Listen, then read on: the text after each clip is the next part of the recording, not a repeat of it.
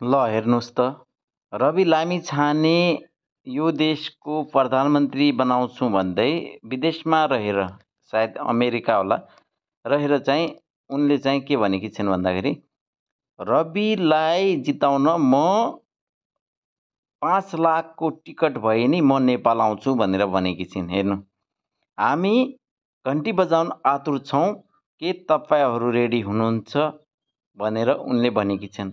अब रवि लामिछाने चाहिँ अब कारागारमा छन् र अब रवि लामिछानेप्रति जुन यो सरकारका प्रधानमन्त्री जो यो सुशीला कार्की छिन्, त्यसपछि गृहमन्त्री छन् जो अहिलेका, तिनीहरू पहिला रविलाई नै दिनुपर्छ भन्दै उफ्रिने, तर अहिले आएर चाहिँ रविको बारेमा केही नबोल्ने।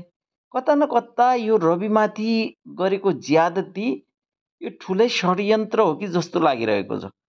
यो यो नेपालको नभएर देश विदेशका शक्तिहरू नै रविको पछि लागेका छन् कि जस्तो लागिरहेको छ। किनभने अब पहिलाको सरकारले त प्रतिशोध साध्यो, यो सरकारले पनि किन रविलाई न्याय दिन नसकेको? यतिका दिन भइसक्यो, कामै केही गरेको छैन। खालि त्यत्तिकै स्वकीय सचिव हटाउँछु भनेको छ, उता मन्त्रीले स्वकीय सचिव राखेको छ।